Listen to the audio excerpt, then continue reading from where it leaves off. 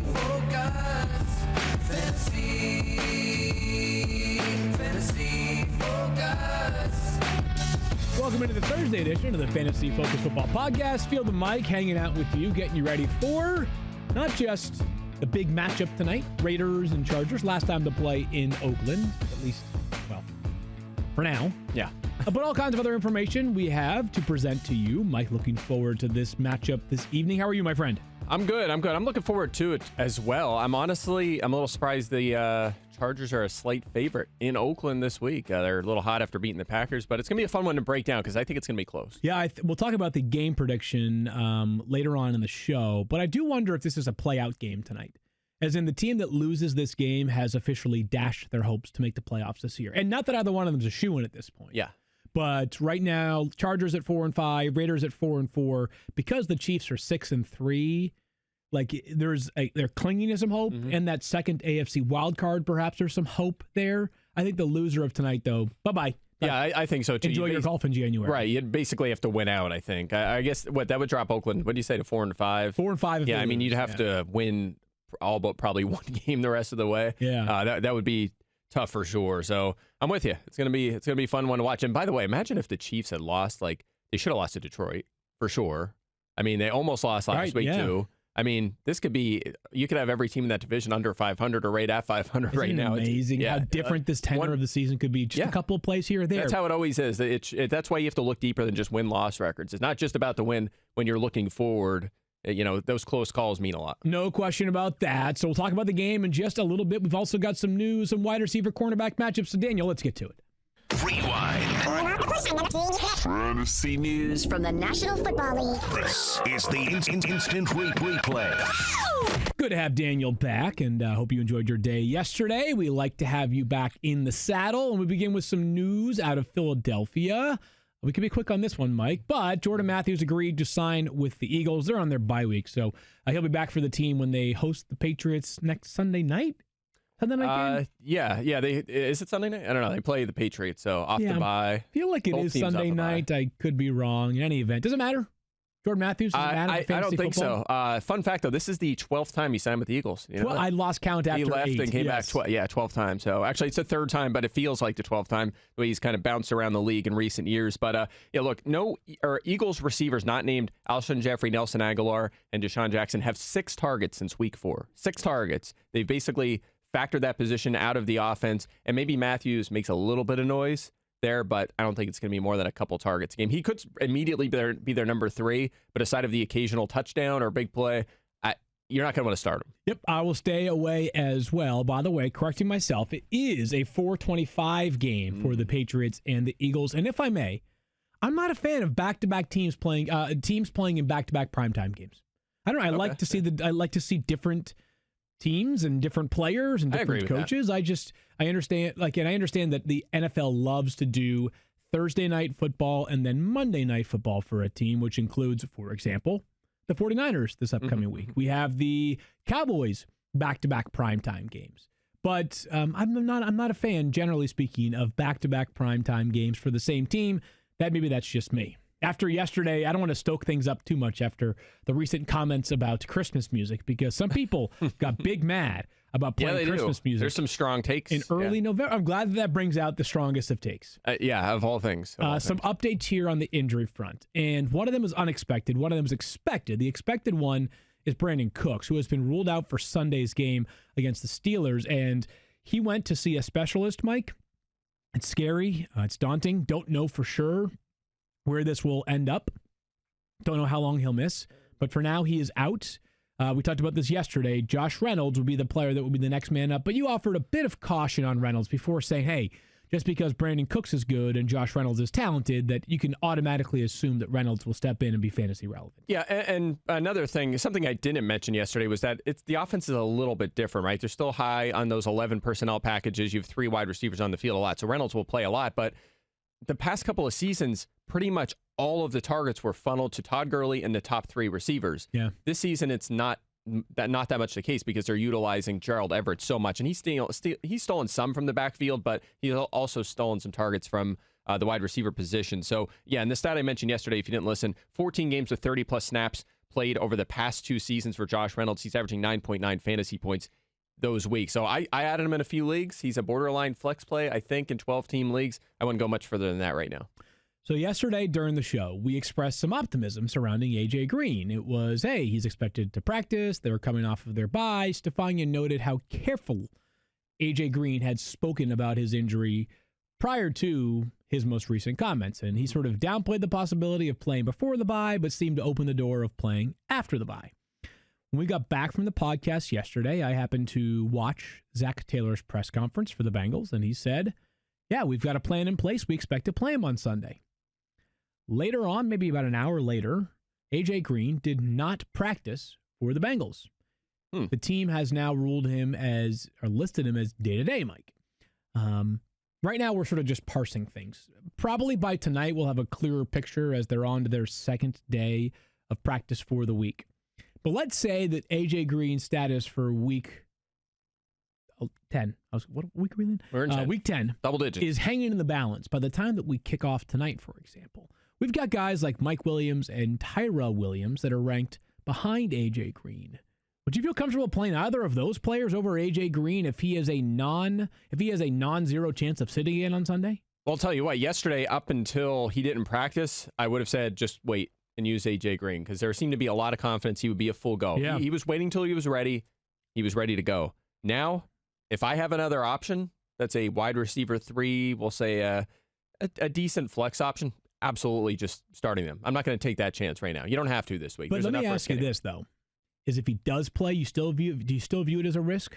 No, if they say, okay, it was just a little setback, he's fine, he's going to play, then I'll have more confidence. But if you're deciding tonight and you have a Tyrell Williams or a Mike Williams, I'm just going to use them because I feel pretty good about those guys anyway. Yeah. So I don't think you have to risk it. I mean, I'm not going to start like Patrick Laird or something, the number 2 Dolphins running back this week. I'm not going to do that. But if I have a decent option, a guy that would be a borderline starter anyway, I would just use that. We'll revisit this tomorrow when we have one more day's worth of practice and maybe a more definitive view of what's going to happen with A.J. Green on Sunday. But a situation that seemed to be nearing resolution all of a sudden has become murky once again. And you just wonder, Mike, when will this end for A.J. Green? And, I think that at 31 years old, I would have been of the mind that it would have been sensible to trade A.J. Green. The Bengals decided to hang on to him. It will be a real shame if he has his delay or has his return to the field delayed one more time. We'll talk about this again tomorrow after Thursday's practice. Hopefully, we'll have a better answer for you. Time now for our game preview. Game preview. Rusty coming out of the gate. Huh there, Daniel? Back after a day off? No big deal. I mean, listen, I wanted to give Jackson some reps. I want to make him feel good about himself. I did that on purpose. Confidence builder, Daniel. Yeah, that's what it is. Confidence. I respect the heck out of that. Jackson did an admirable job filling in for you. It doesn't work that way if you tell him that, though. Well, see, his confidence was going up, and then you just were like, "Oh, I mean, it's meaningless." I mean, I guess what I understand what you're saying. I don't appreciate you saying it live for everyone to hear, but I get it. It's like the Lions. You get your hopes up, and then my God, Mike, wow! you As an Eagles fan, you're coming after me. Wow, I was gonna say who won that game between the Lions and the Eagles? Oh, let me think. One pride. There you go. That's all right. I can look at the standings. That's all I got to do. Ooh, Mike, you are just standings right now. Shrapnel right now. Listen, Mike, in all seriousness, I was kind of on the bandwagon as the sleeper team this year for the Lions. I do know that. Yeah, and we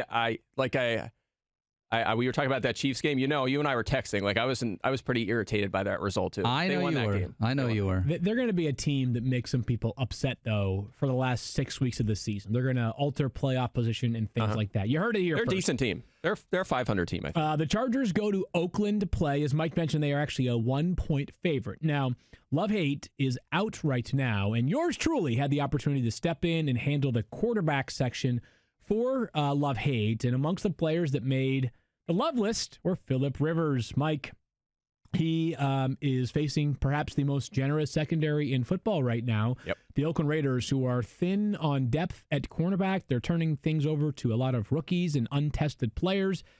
I know Phillip Rivers has not had a monster season, but he always throws for plenty of yards, and he's got, for the most part, his best group of weapons right now that he's had at any point this season because they've had so many injuries to guys like Hunter Henry and obviously Keenan Allen, Mike Williams, etc. It's about as good as I think it's going to be this year right now.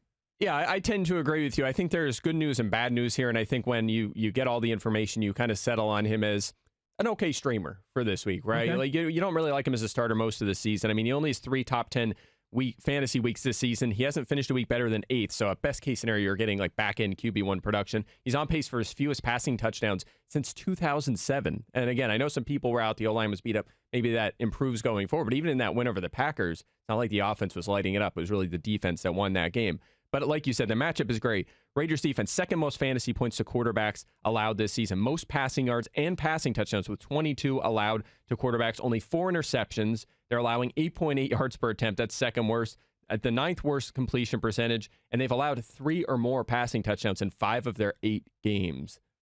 Like you said, it's a great matchup. He is a streaming option. You know something? I like the vibe of the Chargers right now. They're playing footloose and fancy free. They are looking to make some noise down the second half of the season. And I understand that it's probably too late, as we talked about earlier on in the show. Their margin for error is basically null. But I think Phillip Rivers has a big night tonight for the Chargers.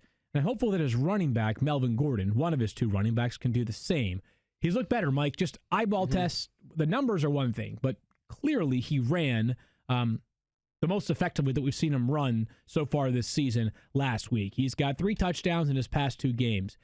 Back to good old normal Melvin Gordon would be where he is ranked as a top 6 option week to week. Yeah, and but he is at least top 20 option now. Yeah, I would say so. I'm at 17, and his trajectory has been going up, like you said, his usage and his play. In fact, this past week, again, in that game against the Packers, season highs in touches with 23, scrimmage yards 109. He had the 2 touchdowns. He now has at least 1 touchdown in 3 straight games. He played 62% of the snaps in that game. That nearly doubled Austin Ekeler, who was at 35%. Anthony Lynn said, this is our feature back once he comes back and he's ready to go, and he has stuck to that. He certainly has been the lead back. The Raiders defense, by the way, just looking at this matchup, mid-pack against running backs, they're actually pretty good against the run. 10th lowest yards per carry allowed and only 3 rushing touchdowns allowed to running backs, but they give up a lot of receiving production. So this might actually benefit Austin Ekeler a little bit more than Melvin Gordon. We're going to get to Austin Ekeler in just a moment and talk more about that thought, Mike, to carry it out. But you're right. Kyle notes some of the sturdy run defense stats that you began to get into there, which is that they have not yet allowed a run more than 26 yards this season. The Raiders have, and only 2 running backs this year have even 60 rushing yards against Oakland. But with the way that Melvin Gordon ran last week, the fact that I think, if anything, his workload will continue to go up, the chance for touchdowns and goal line work, because he is the clear goal line carrier for the Chargers. We both believe he is a top 20 play, as is another teammate of his, which we'll talk about after our resident dad, Mike Clay, tells us about DoorDash. Yeah, I am a dad, and I use DoorDash a lot because it's when you have 2 little kids, it's easier just to order, and the food comes to the door instead of getting in the car. And one of the kids always wants to go, right? It could be, it's fun sometimes going on a little adventure. Other times it's easier to just stay home and order from DoorDash. So here it is. Your sweatpants are on for the day. Usually it's me, like I have my jeans on now. I'll go home, take them off, put on some comfy winter pants, relax. And that's why I don't want to get redressed and go back out. But you're sick of microwaved leftovers and frozen pizza. Enter DoorDash, restaurant quality food with a living room dress code. DoorDash connects you to your favorite restaurants in your city. Ordering is easy. Open the DoorDash app, choose what you want to eat, and your food will be delivered to you wherever you are. Not only is your favorite pizza joint already on DoorDash, but there are over 340,000 restaurants in 3,300 cities, so you might find a new favorite too. With door-to-door delivery in all 50 states and Canada, order from your local go-tos or choose your favorite national restaurants like Chipotle, Wendy's, Chick-fil-A, I love Chick-fil-A, and the Cheesecake Factory. Don't worry about dinner. Let dinner come to you with DoorDash. Right now, our listeners can get $5 off their first order of $15 or more when you download the DoorDash app and enter the promo code FOCUS. That's $5 off your first order when you download the DoorDash app from the App Store. Enter promo code FOCUS. Don't forget, that's promo code FOCUS, FOCUS, for $5 off your first order from DoorDash. Let me ask you a question, Mike. Okay, ask me. What do you get when you go to Chipotle? I don't go to Chipotle too often. What, I really is Hold on. It's Chipotle. Chipotle. What did I say? Chipotle. Chipotle. Chipotle? Chipotle. Is that what I said? Yeah. Twice. But there's you said it multiple times, and you're not the only person that sometimes struggles with saying Chipotle. It was only in the read once. How did I say it multiple times? Well, you just because he just asked you, and you said, "What do I get?" Chipotle. You said, "I don't go to Chipotle I guess that I do. often." Maybe it's that Schuylkill County tongue. Oh yeah, yeah. Like we say, like we always get made fun of for saying use. Yeah. We use guys up to. Like that was always a thing. Maybe it's just one of them things. I don't know. Chipotle? Or I just say it wrong. I don't know. Water? Is that what they say in Philly? Water? Water. Yeah. Mike's Philly version of Chipotle. Well, that's why I don't eat there, because I can't say the name. Well, they don't serve me. More for the rest of us. That's fine with me. I'll go to Chick-fil-A. I'm more than happy to do that. Get some chickens. You know what I mean? Yeah. Chicken. But it's the waffle Popeyes fries. chicken sandwich everybody's onto right That's now, right. Yeah. There's actually a Popeyes right down the street from here. You guys want to go sometime? You want to go after the show? There's all kinds of new stuff coming in town here. If you ever visit the ESPN campus, we got a new sushi place, a Longhorn Steakhouse. It's going in. Bustling metropolis of Bristol, Connecticut. I'm gonna be spending even more money on food, as if I don't order from DoorDash enough. I'm gonna be ordering more and more food. Well done right there by Mike. We talked about Austin Ekeler just a minute ago. We both have him still as a top 20 play. He's got 55, or he has caught 55 of his 60 targets this season. He's got 0 drops. Opponents have completed nearly 81% of passes when targeting the running backs against Oakland this year. Mike, you mentioned that they've been vulnerable against the pass in the running game, if that makes sense. They've been vulnerable against the pass by running backs. So should be a nice night here for Austin Ekeler. Yeah, like we said with Gordon, right? They're pretty good at stopping the running aspect of running backs, but the pass catchers that's where you've kind of been able to take advantage. So 8th or worse in receptions, receiving yards, receiving touchdowns allowed to the running back position. Obviously, that serves Ekeler well. This guy right now, even with Gordon back for 5 weeks now and taking on a large chunk of the snaps, Ekeler still number 1 among running backs in targets, receptions, receiving yards, receiving touchdowns, and yards per target. So it's been volume and efficiency there. He has a high floor because of his workload as a pass catcher.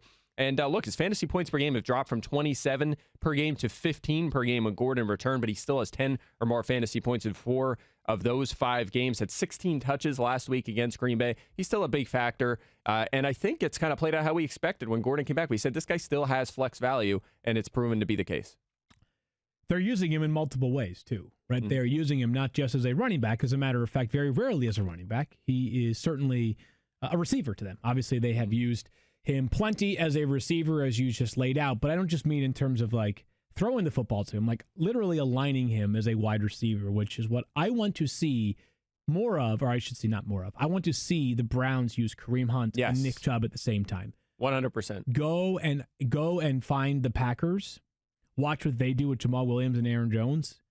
Watch what the Chargers do with Austin Ekeler and also Melvin Gordon. Find a way to be those players. All right, Matt Bowen was the person that that did love-hate for pass catchers this week. And one of the players that makes his love list, I should say, is Keenan Allen, a top 10 play. And Mike, that might sound a little bit sort of takey right now, given the fact that he's been struggling of late, but it's still Keenan Allen. The guy's an absolute stud, and it's an excellent matchup. Yeah, I think you just stick it out here. I think a few weeks from now we might look back and say it was so silly that we doubted Keenan Allen. He's been playing at a high level for so long. And look, it's not probably as bad as it seems. 6+ targets in every game this season prior to last week when they went really run heavy. They built that rare early lead against the Packers. He has 10 or more targets in 5 of his first 8 games this season. He's being utilized more downfield, so perhaps more big plays, more touchdowns. 11.9 average depth of target is a career high, and he's a good matchup. He's going to face off with LaMarcus Joyner, who hasn't really transitioned to the full-time slot role very well in this Raiders offense. Allen did do damage against the Raiders last season, 14 catches, 147 yards, and a touchdown on 18 targets.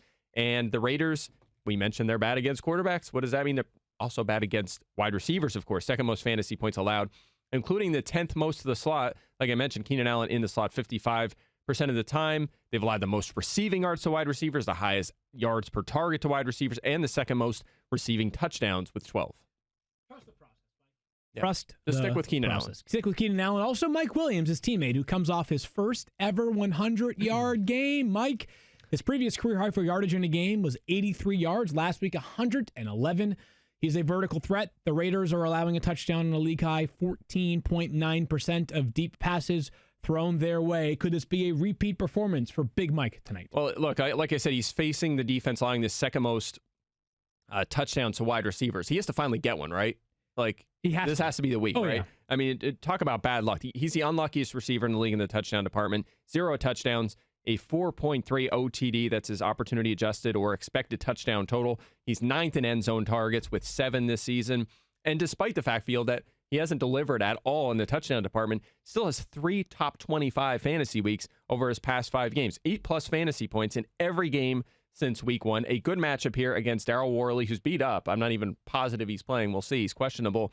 And Trayvon Mullen on the other side.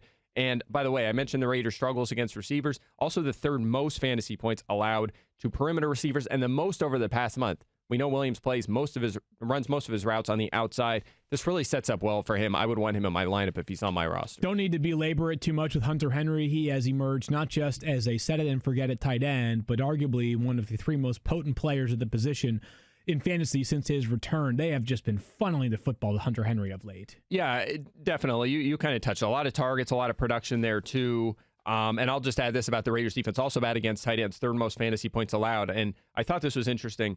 Tight end units facing the Raiders this season have scored above their season fantasy point average in 88% of games, all but one. So again, it's, sometimes you'll push back correctly about schedule, right? Well, maybe they just faced, like, if you look at it this way, it's here's their season average. Here's what they do relative to that. And against the Raiders, all but one team has been above that average. Yeah, I'm glad that you contextualize it that way because, as you said, I am a big proponent of, great. They've only faced like one reasonable and it's tight true. end. I mean, it's true. And we're seeing that. I feel so few of them. Yeah, I think we're seeing it more this year, too, because it's like teams are stacking like the 49ers, like Patriots, Bears, Broncos in a row. You're seeing a lot of that. Right. Or teams like Dallas early in the season or New England who had all of these super light games, the 49ers as well. You see it on the opposite end. I feel like more than ever that's been the case this season. All right, moving on to the Raiders here. They're playing at home with a chance to go to 5-4. Really impressed with this team's trajectory in general. Josh Jacobs has been awesome this season. Mike, he's a top 10 play for us.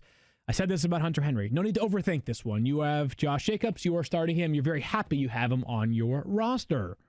Yeah, absolutely. Double-digit fantasy points in 7 of 8 games this season, 13+ in 5 of those outings.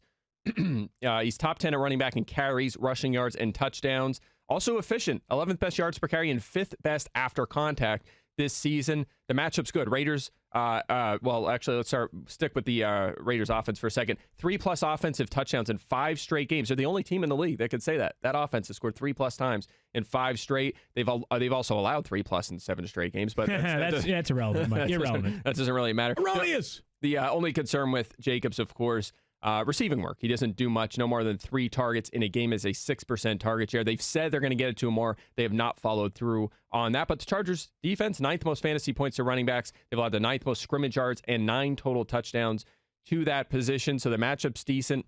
We know he's getting the bulk of the carries. Even if he doesn't catch many passes Field, still a fringe RB1. All right, so the Raiders pass catchers this year, it's pretty clear that Darren Waller is a huge part of their passing game. But when healthy, Tyrell Williams is as well. We have him as just about a top 30 wide receiver for the week, Mike.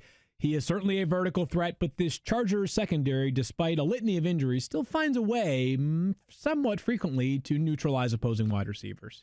Yeah, to an extent. This is a tricky one for sure, and I worked through this in wide receiver cornerback matchups. I know we're going to talk a little bit more about them later, but this is a tricky one. I mean, first of all, you look at Williams, exactly 3 catches in 4 straight games, so he's not getting you a lot of volume. Under 50 receiving yards in 4 of his past 5. He did score 1 touchdown in his first 5 games infamously. It was a little over his head. Can't count on that. So you're already a little nervous. Then you look at the matchup. The Chargers' 9th fewest fantasy points to receiver, 7th fewest to the perimeter, where Williams primarily aligns. But here's the thing. I'm not you might think, okay, Tyrell Williams is going to draw that Casey Hayward shadow, right? It makes perfect sense. Just that's how the way he's the number 1 receiver. Hayward almost always shadows the 1, but Hayward did not shadow Allen Robinson or Devontae Adams over the past 2 weeks. So I'm not positive that they're going to do that. There could be some kind of switch. Maybe they're comfortable with Michael Davis on the other side. And sometimes they'll match up based on size too. And Davis is a little bigger than Hayward. And we know Williams is 6'4". So they could potentially put Hayward, just leave Hayward go on the other side on Zay Jones. And they could, on the other side, they could put Davis on Tyrell, or they could just let them play their sides as they have the past 2 weeks. So I'm not positive that's going to be the case. It gives me a little more relief if I have Tyrell Williams and I want to put him in my flex or wide receiver 3 spot this week, but just know it's a possibility he draws that coverage, and if he does, it's tough because Hayward, we know, is one of the best in the business. Keep an eye on Hunter Renfrow. We talked about him a bit, I believe, during the waiver wire show on Tuesday. He's got 10 of his last 11 targets over the past 2 games. He's got a touchdown in back-to-back games. Again, with all the injuries they've had at wide receiver and the departures they've had at wide receiver, they've had to find more reliable options other than just Darren Waller and also Tyrell Williams. Now, they play a ton of snaps with multiple tight ends on the field. Heck, they play some snaps with 3 tight ends on the field. Hunter Renfrow, a name to stash away, which leads us to Darren Waller. Mike, his target share remains rock solid. He's been a little bit quiet, though, over the past 3 of his last 4 games. Yeah, luckily 2 games ago he had a touchdown, or we'd be panicking a little, right? Because he's exactly 2 catches in each of his past 2 games. He averaged 7.3 during his first 6 games. In fact, there was a point where he was on pace to be have one of the highest catch totals for any player, like to push Marvin Harrison for the record, and that has dropped off pretty substantially. A little over his head in the touchdown department, believe it or not. He has 3 suddenly after having none early on, but his OTD is 1.9. He only has 2 end zone targets. He's not getting the rock near the goal line. That's a little bit of a concern, but on the plus side, he's still a 25% target share. He's running around on 82% of their pass plays. The Chargers have been pretty good against tight ends, 8th fewest fantasy points, no worse than 4th in receptions or receiving yards allowed. And I mentioned a stat similar to this before with Henry. Tight end units facing the Chargers have scored below their season average in 89% of games. That is highest in the NFL. So again, same kind of thing with the scheduling. Teams or tight ends, regardless of their fantasy production, have been below their average in all but 1 game against the Chargers. So it gives you some reservations. Field, I think the only reason that would lead you to bench him is if you pick him up off waivers and you also have like Travis Kelce or something, right? You also or Hunter Henry or something. That's the only reason you're benching him. Maybe you stay away in DFS this week, but in season long, you're still going to start him. I ranked him tight end 5. Let's pick this game tonight. Pick 'em. I got myself the Raiders. How about you? Man, I'm struggling with this one. I want to go with the Chargers. I feel like they're trending the right direction, but after I think through that, I think the Raiders are too. They have a shot to make a playoff push because they have one of the easiest schedules remaining. I think it's 5th easiest going forward, and they're playing really good football. Defense is not. The offense has been much better. The projections work out to a 1-point game in favor of the Raiders, 26-25. Okay, Daniel, who you got? Boy, that's tough because I really want to take the Raiders, but then they beat the Lions last week, so they can go themselves. So I'm going to take the Chargers. Okay, and Kyle agrees with the 26-16 resounding favor for the Chargers over the Raiders in the eyes of Thirsty Kyle. We're going to come back in just a moment and talk about wide receiver cornerback matchups. But first, a word from Z Fantasy Show. All right, now it is time for our daily reminder, don't be this guy. Today's submission comes from Jay. The person who came in last place in his league had to rock this Tom Brady-themed license plate for a year. But the catch is, Bear, he was not a Tom Brady fan. Do you have a license plate that is like this, a vanity one? Bad news, dum-dum. I am a bear. I do not have a license. Stupid idiot. That is fair. All right. I did not think about that. You're stupid. No, I'm a stupid idiot. He's a brainiac, he's Mike Clay. I know him. Available now on ESPN Plus's wide receiver quarterback matchups written by the aforementioned Mike Clay. Let's begin with players that have favorable matchups. Mike, not only do Christian Kirk and Larry Fitzgerald have a favorable matchup on Sunday, they also make the love list, or at least Christian Kirk does, for Matt Bowen this week. But tell us more about why you think these 2 Cardinals can go off against the Bucs. Yeah, I mentioned unlucky wide receivers earlier when talking about Mike Williams, and Christian Kirk is one of them as well. Also hasn't found the end zone. Again, tons of volume when he's been healthy this season. So I think he's headed the right direction. Great matchup here against the Buccaneers. They've allowed the most fantasy points to wide receivers this season, the 4th most to perimeter receivers, and 2nd most to the slot. First on the perimeter, that's where Christian Kirk is playing more often now. Yep. They've moved from a lot of 4 wide sets to a lot of 11 3-wide sets, and they're moving Kirk outside. So he'll see a lot of Carlton Davis in this one. He has struggled. It is a good matchup there for Kirk. And then the key one here really is Fitzgerald. I think we all kind of agree Kirk is a guy you're probably going to put in your lineup if Fitzgerald's worrying you. I know you have some exposure to him. He struggled for a while. Yeah. But you should feel a little better this week. As mentioned, 2nd most fantasy points allowed to the slot by Tampa Bay. And he's going to see, he lines up at the slot 92% of the time. He's going to see Vernon Hargreaves a lot. Think about some of these categories where Hargreaves ranks right now in terms of players lined up against him this season. He's allowed 69 targets at 2nd most among corners, 46 catches, 2nd most. Receiving yards, most allowed. 4 touchdowns allowed. That's 7th most, and 134 fantasy points. That's 2nd most. He's going to be on him most of the time in this game. All right. I think I'm going to start Larry Fitzgerald on Sunday based off of what Mike Clay just told me. Now, normally, Mike, you'd think, hey, a team is playing the Vikings. Mike Zimmer typically gets the most out of his cornerbacks no matter what. And yet this year, it hasn't really been a strength for them, which is why you have Amari Cooper and Michael Gallup in favorable spots on Sunday night. Yeah, and this I've been writing this column for a long time, and if the Vikings are in it on the defensive side, they're on the other side, right? It's for a long time that's been the case, but you can't ignore it. We're halfway through the season, and the Vikings are getting beat up badly by wide receivers. 9th most fantasy points allowed to that position, 2nd most to the perimeter, so they're really getting crushed on the outside where Trey Waynes and Xavier Rhodes align primarily. In fact, Waynes is aligned at left perimeter corner on 87% of his coverage snaps. Minnesota is allowing the most fantasy points to that slot this season. Xavier Rhodes hasn't been targeted nearly as often as Waynes. Teams are picking on Waynes, but still, Rhodes, if you look at his efficiency and the fantasy production allowed, it is a lot. Amari Cooper, 85% perimeter. Michael Gallup, 84% perimeter. They're going to be on these two guys all day long. And again, they're just not to be feared this season. And Todd Archer reported yesterday, I believe, that Cooper's a little bit banged up right now, but the expectation is he should be good to go on Sunday. That is the Sunday night game this upcoming Sunday. Other side of things, Mike, are the negative matchups. The players that might be talented in their own right, but they have a very difficult cornerback who should be lining up opposite of them. Let's begin with Tyler Boyd. Talked about A.J. Green earlier on. There's questions surrounding his status. No questions about Tyler Boyd's status, but perhaps a question about his matchup against the Ravens. Yeah, I'd say so. There's kind of a lot to unpack on this one, and we should start really with how, I won't get too into it, but essentially what the new Baltimore scheme is with having their 4 corners, right? They've really invested. A few teams in this league really love to invest in corners. You think about Baltimore and Minnesota, I think really stand out in that department. But this is what they did for the first time. They had all 4 of the guys there last week. Marlon Humphrey stayed in the slot. He's been there for a while this season. Jimmy Smith and Marcus Peters on the perimeter. And Brandon Carr is now kind of a hybrid safety linebacker, chips in a corner if he needs to, that kind of role. I think you'll see him on a lot of tight ends. In fact, I'm really curious to see how tight ends do against Baltimore going forward if they have Carr on them. So we'll keep an eye on that. But in the meantime, Tyler Boyd, the primary slot, of course, for Cincinnati, only 3 catches for 10 yards and 7 targets in the Week 6 meeting. But it was a game where he played outside more often, just the way they were deployed. I think it was Alex Erickson played some slot that game, and he didn't see a lot of Marlon Humphrey. Had a down game. With this game, assuming Green's back, we don't know that for sure, but either way, he'll play in the slot more with Erickson and Out and Tate on the outside if Green's not there, because they kind of flip-flop those roles. Nonetheless, he's going to see more Humphrey. It is a tough matchup. The Ravens have allowed the 8th most fantasy points to the slot this season, which is kind of interesting. But with Humphrey in there full-time and all the cornerbacks healthy, I definitely have some pause, especially Field after he struggled in the first matchup. There's a whole conversation to be had, probably just on Josh Gordon and whether you can play him on Monday night.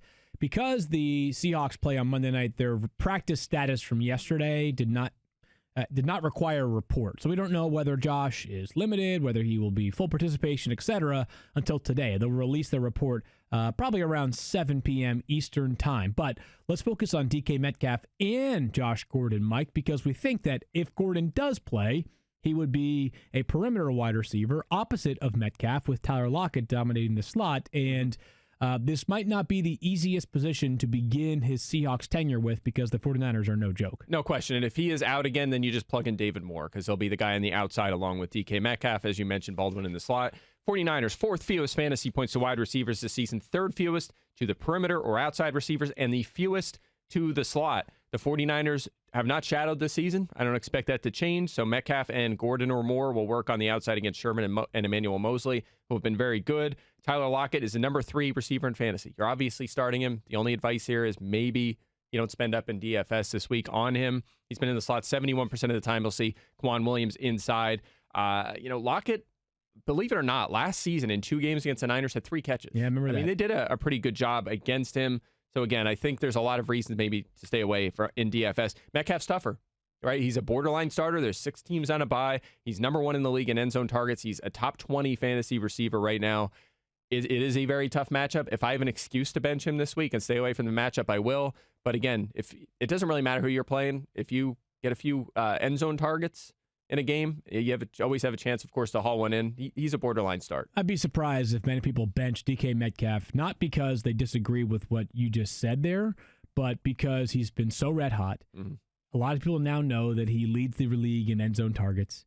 He's a popular player, right? People like to start players that there is some sort of emotional attachment to, and because of his larger-than-life stature, people have gravitated towards DK Metcalf really since the pre-draft process. I imagine he'll get started in a lot of leagues, but just beware that it's not an easy matchup for Mr. Metcalf on Monday night. We talk about QB1s and RB1s and wide receiver ones and really all kinds of ones. All kinds of ones every show, but the true number one of a real bathroom routine is Dollar Shave Club. Their fantasy formula is simple.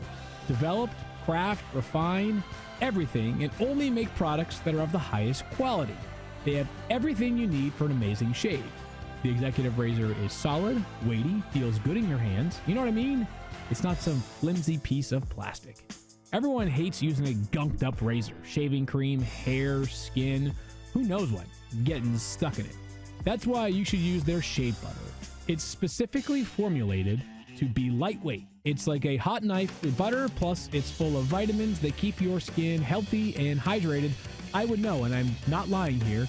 I used the last bit of shave butter that I had at my disposal this morning to get that clean, smooth shave. Looking Go sharp. Get some more. Looks good. As a Dollar Shave Club member, you never have to waste time at a store wondering if what you're getting is any good. You know what you're getting is the highest quality. Dollar Shave Club isn't some sleeper, it's a keeper. Put their quality to the test. Their ultimate shave starter set has basically everything you need for an amazing shave. The executive razor, shave butter, prep scrub, and post-shave dew. The best part is you can try it for just $5. After that, the restock box ships regular size products at regular prices.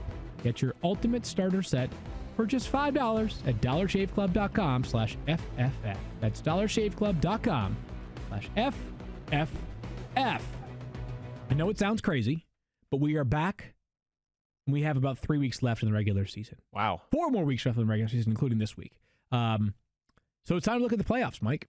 And looking ahead to weeks 14 through 17, which is the default setting for playoffs on ESPN.com, we've got some players in mind that you can maybe make the case for based off of their schedule. Not necessarily guys that have been stars this year, but guys that you might be a little bit weary of. So let's start with you, Mike. And this is going against the grain a little bit. A quarterback who has been, by every metric imaginable, disappointing this season, including in terms of his shave habits. I mean, it's just bad.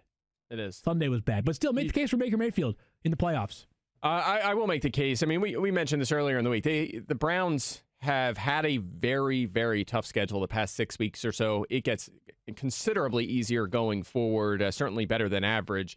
And here are his opponents during weeks 14 to 17. The Bengals, the Cardinals, the Ravens, and the Bengals. Those teams right now against quarterbacks, 5th worst, the worst, that's the Cardinals, the 20th worst, so Baltimore's a little better than average, and the 5th worst again because he's playing the Bengals twice. So 5-1, 20, and 5. That's a pretty good setup. Maybe you sit him against Baltimore, but otherwise, 3 outstanding matchups when it counts the most. We'll see how he trends over the next few weeks. Keep an eye on him. He's not the worst guy, and if you have a deeper bench, to just keep stashed there, because if he's playing better and they do better with these easier matchups coming up, you might feel a little bit more confident firing him up. All right, fair enough on Baker Mayfield. Listen, it can't get any worse, right? It's not like he's available in 52% of leagues. I'm actually surprised it's not substantially more, that he hasn't been dropped by more people, but maybe people just can't quit the Browns yet.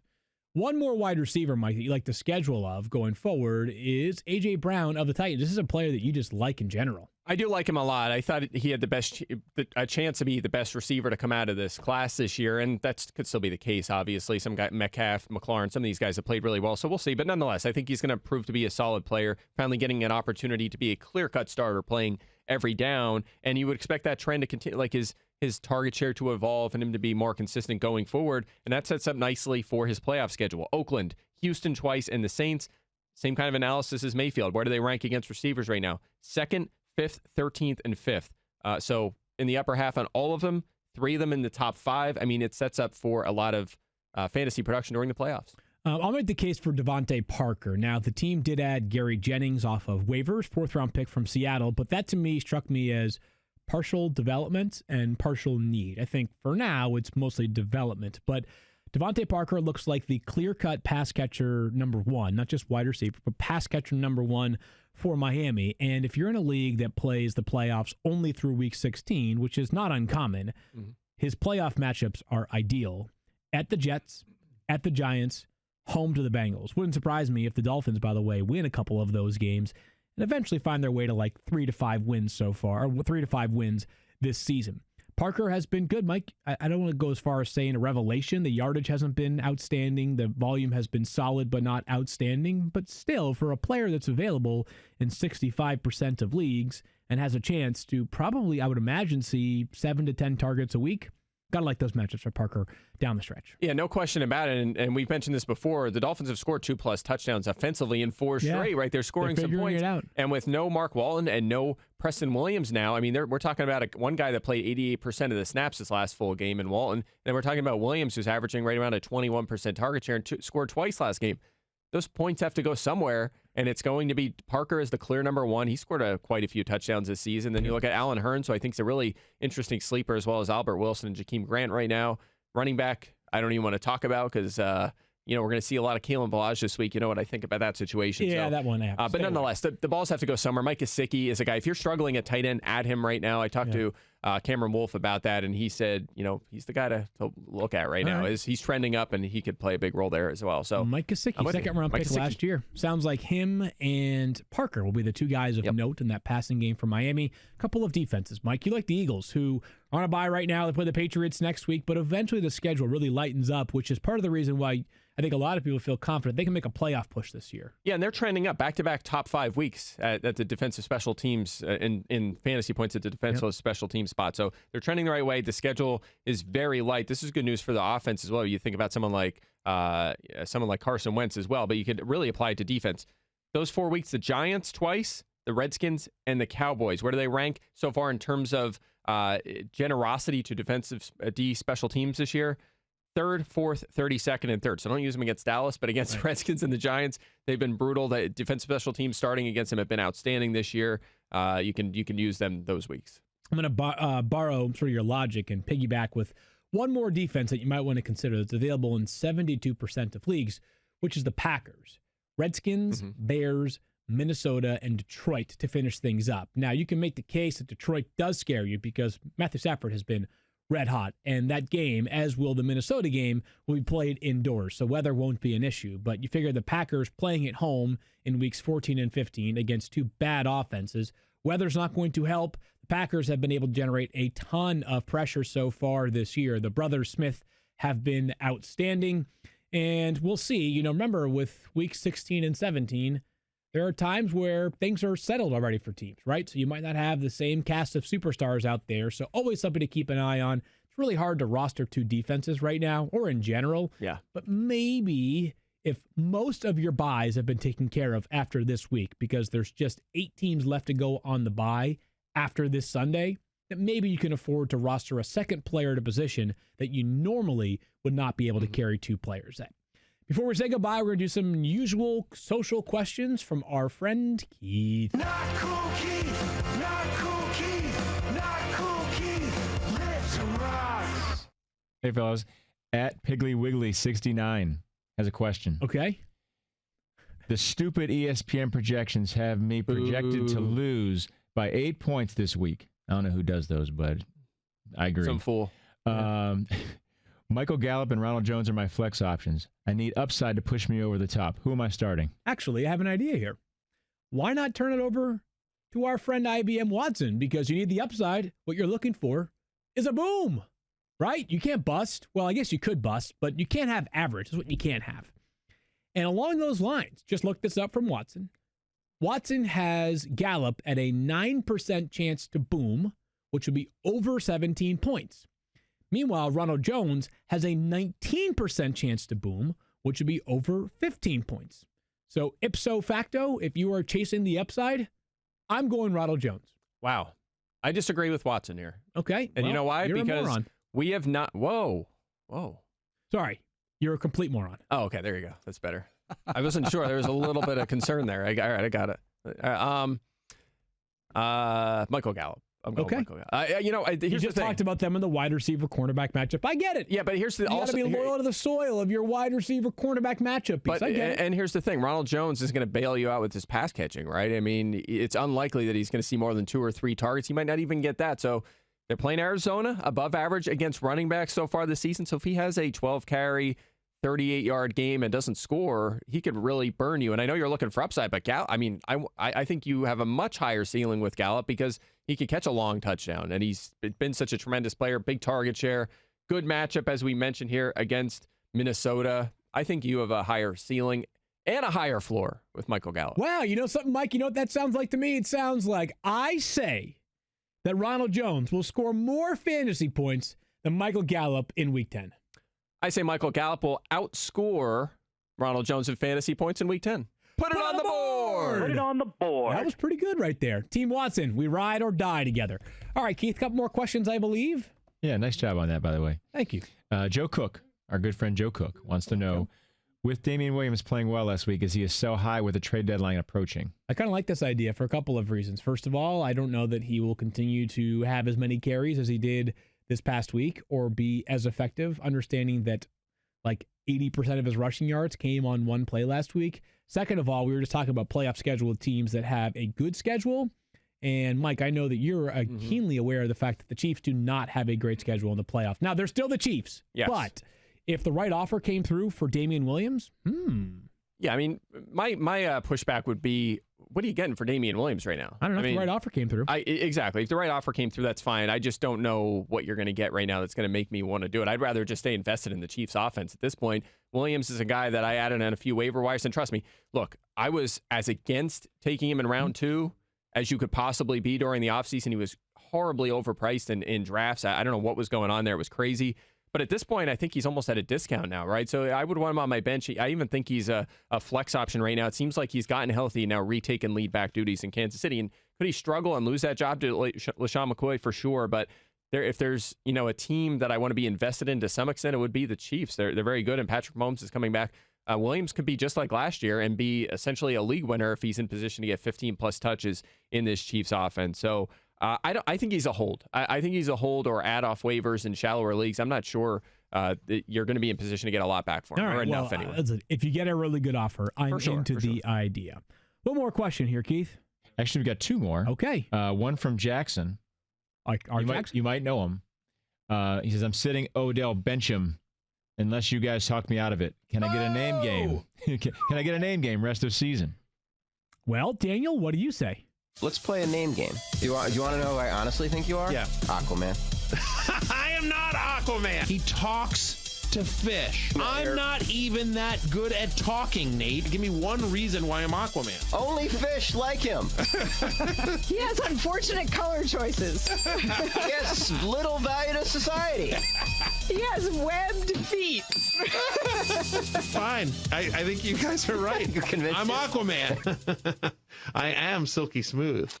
All right, I'm going to take myself out of this. I've already stated that yesterday. Daniel, you were gone, but I'm done with the Odell business. I'm just going to let the chips fall as they may. They tried to get me to release Odell Beckham Jr. yesterday. I told him I don't have those powers. Wow, no, that's something that resides solely inside of me. Right. So if you want to, you can. Yeah, if I wanted to, I would have by now. Okay, but you haven't yet. I haven't yet. Would you consider it? I would consider it if I felt like he was going to be releasable. Okay, is he releasable? I don't believe so. Wow, you are very selfish. All right, let's get to some names. And Mike, I'm going to throw them your way. Some possible players for the rest of the season. Would you prefer Odell Beckham or Julian Edelman? Edelman. Would you prefer he's been money. Odell Beckham or Amari Cooper? I'm definitely Cooper. I love Cooper pre-draft anyway, so I'll stick with Coop. Odell or Keenan Allen, who's been struggling of late? Ooh, relatively. That's a close one. I'm going to lean Beckham because of that schedule. Okay. Odell or DJ Chark? Wow. My guy Chark. I will give the tiniest of edges to Beckham, but it's close. Can you believe that we're talking about Odell Beckham Jr. and DJ Chark? I'd rather not, Daniel. I'd rather not believe it. I can. I'd rather not believe it. If you could just release him, that would make a lot of things easier. I'm sorry. He's not releasable. Odell Beckham or either Vikings wide receiver, Adam Thielen and Stephon Diggs?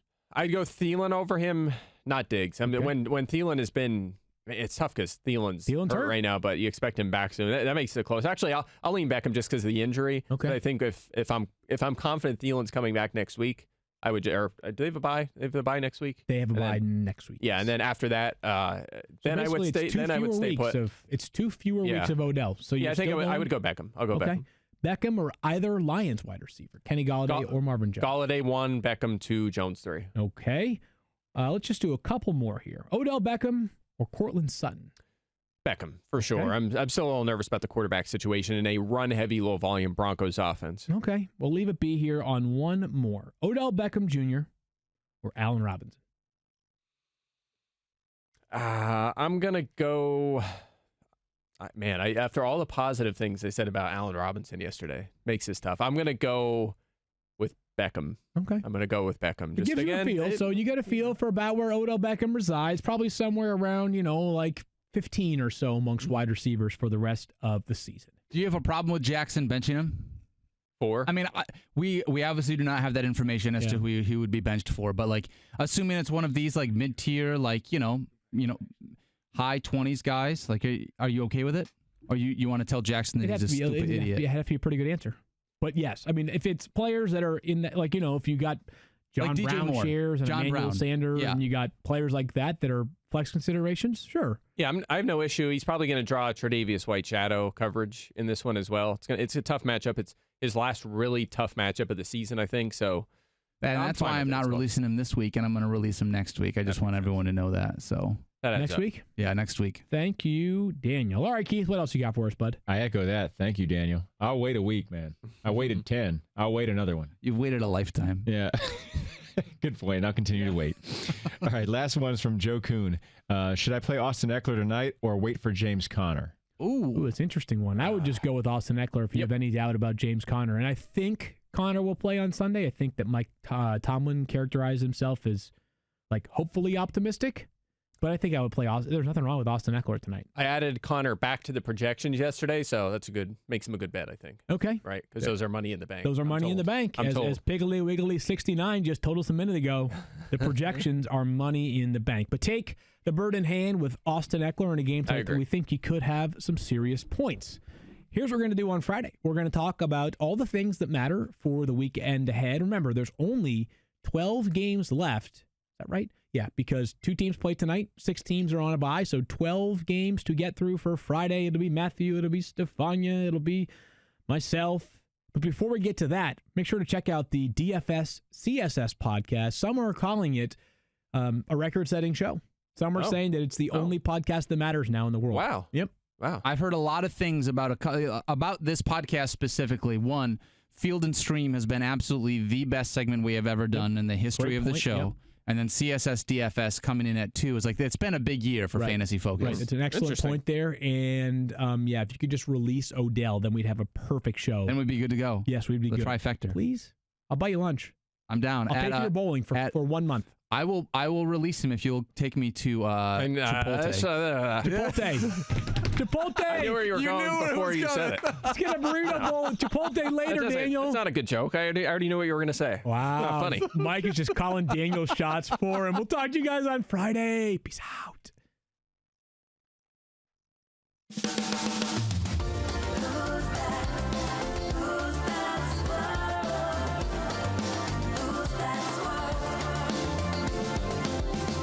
It's no secret, not a mystery. The one that we depend on for all our podcast needs. Graduate, full sell you, Alliance fan through and through. With the hippest beard, I'm telling you.